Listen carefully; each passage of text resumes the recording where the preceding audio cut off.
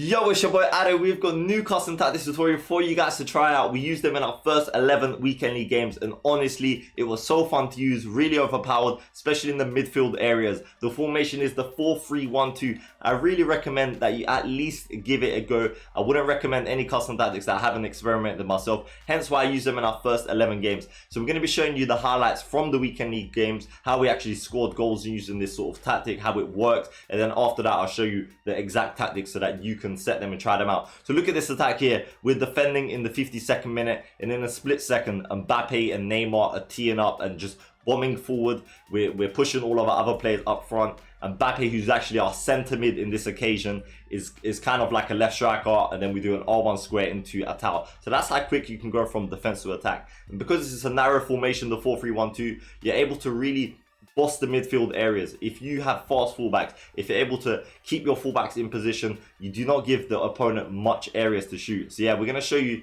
the first goals from each win after the first game. So this is going to be the first goal. Atal dribbling around, left stick dribbling. Again, Mbappe, who's my centre mid, he is on balance, but I will show you all of that. Bombing forward, and it's really hard for the opponent to mark someone that's a centre mid that's making runs like that. And straight away, Neymar beating the offside trap as well. But yeah, the main thing is that it's really fun, and it actually works out, and that was the whole point of me trying them out. If you do want me to try out another tactic, let me know, because our next 10 games in the weekend league, I am going to try out a different formation. If you haven't already, drop a like and subscribe to our channel for more videos like this. So watch this. We've triggered Neres' run, and Carlos Alberto can't catch him up, because the second we have got two strikers, a cam and a centre mid bombing up front, there is just too many forwards for the opponent to be able to defend. Look how high the opponent's line is here. We're able to push our tower up front and get the goal there. Into the next game, we look under the camera, we're 4-0 at this point.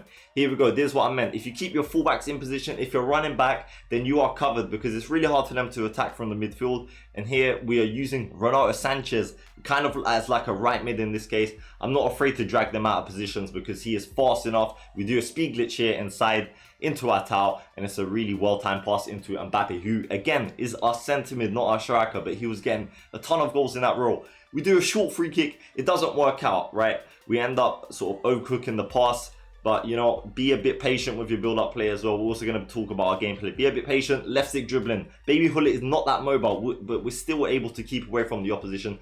Learn your skill moves. The scoop turn is absolutely overpowered, and especially with someone like Neres, as you see there.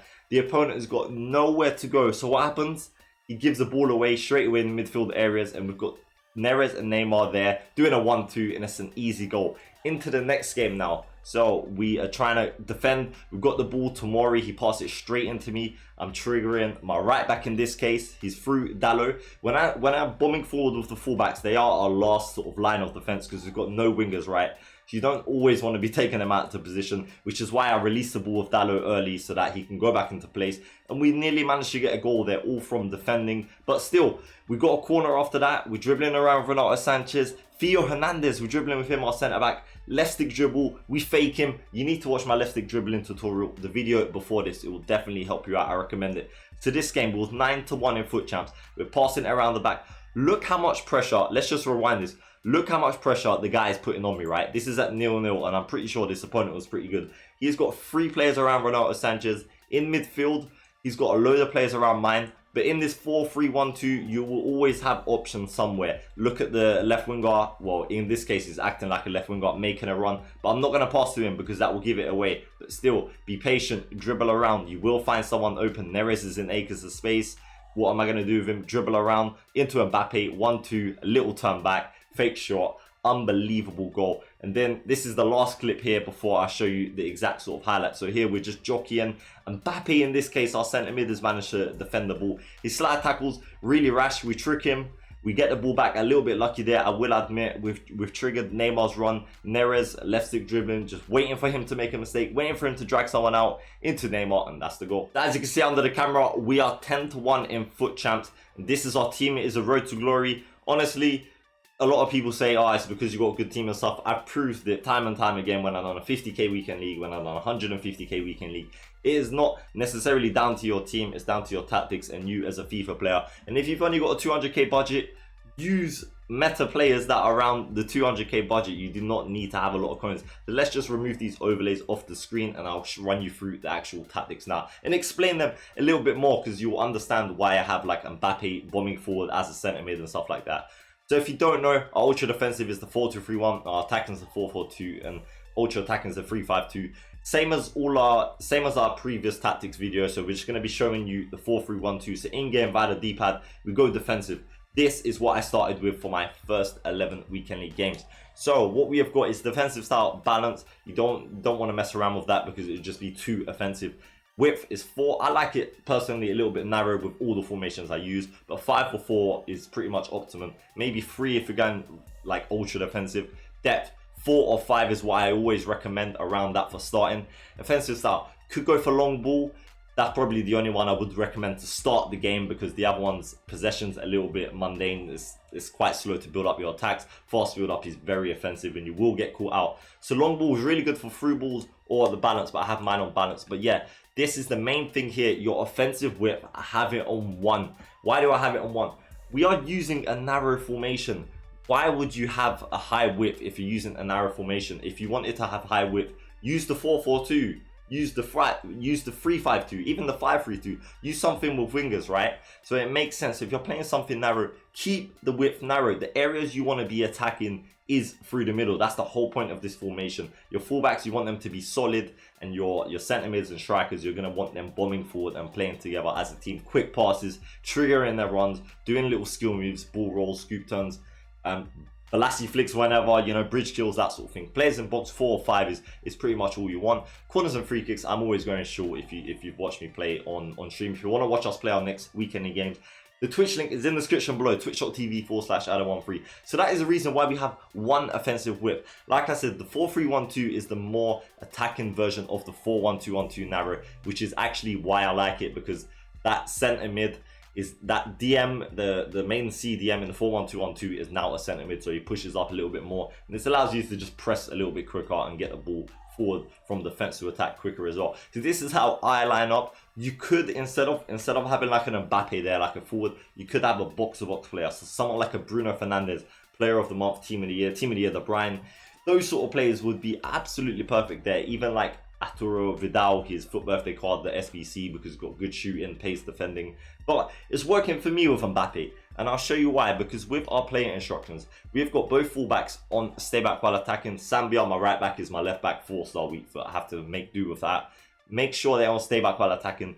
You will get caught out in this formation. You will, honestly. But make sure you got fast fullbacks, and just make sure you are reading the runs at all times. You're running back straight away, you're tracking back. If you are doing that, then you will be perfectly fine, honestly. And then we've got our main CDM, in this case is Hullet, a stay back cover center. We've got Renato Sanchez, a stay back cover center as well. Obviously their work rates will dictate how much they push forward and stay back as well, but the playing instructions do help to a certain extent. So that's what I have for both of those. And then the kind of the box-to-box centre mid, as you saw, scoring all of the goals there, is on balanced cover centre, and he is going to bomb forward because I believe he's got high, medium work rate, something like that. So yeah, stay back cover centre, and then the box-to-box one, maybe like a Bruno Fernandes player of the month, something like that, as the balanced cover centre. But yeah, if you do have a forward like Neymar and Mbappe, by all means, it will work out if you play them in that position. You will not get caught out, to be honest with you. The Hullet and Renato Sanchez, they don't just stick to their position, they will cover all the centre mid areas, especially if you're switching to them and jockeying and running around. Right, now we have got our cam on stay forward. The reason I have this is because obviously we've got 2 centre mids that are staying back, so they're not really helping us that much with the attack. We want Neymar to act as like a third forward at all times, because we want this to be an offensive formation. So stay forward, get him box across so he makes alternating runs. You could run getting box across with Mbappe as well, but I personally just left it without, because then I don't want too many players making those runs. I trigger their runs anyway, so that's why it's not so critical. And then getting behind for both of my forwards who have got like 1 million pace, honestly, which is absolutely mental. If you can get any of these players in your team, I genuinely recommend them. Obviously, Neres is gone now, but I hope you done him. Neymar and Mbappe, you know all about them. But Atal, this guy is literally different gravy. Look at the stats that he has for me. I paid 600k, he went to 750, but now he's crashed again. 5-star, 5-star. 83 goals in 69 games and 50 assists, and with a marksman he gets 99 balance, agility. He gets 99 finishing, 97 shot power, 98 pace, 98 attacking position, 89 aggression, 80 strength. Just absolutely phenomenal stats. And yeah, make sure you got some really good center mids. Obviously, Hullet. For me, Hullet, he's untradeable. I would never pay for him, but because he's 6'3", that's kind of what makes him so good. And with a shadow, I feel like he's as good as anyone at the game with defending. He's not that mobile. He's a bit like a big tank. Renato Sanchez is absolutely insane. Maybe he'll get a team of the season card as well if you did miss out on this one. The weak foot is not a huge issue because it's already 4-star. But yeah, guys, thank you so much for watching this video. I hope you enjoyed it. Let me know what formation you want me to use for our next 10 games or 9 games for today. Watch us on stream. Drop a like, subscribe. It's been your boy Liz. One more thing to say. Safe.